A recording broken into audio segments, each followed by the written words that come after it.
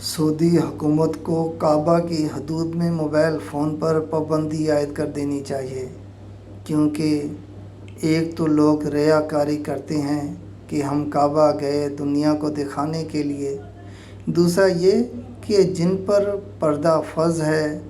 وہ بے پردہ ہو کر دوسروں کو بھی یہ پیغام دے رہی ہوتی ہیں، کیونکہ انسان کی فطرت ہے کہ دوسروں کو دیکھ کر ویسا ہی کرنے لگتا ہے، وہ بھی بغیر سوچے سمجھے۔ وہ غیر مسلم خواتین جب اسلام قبول کرتی ہیں تو وہ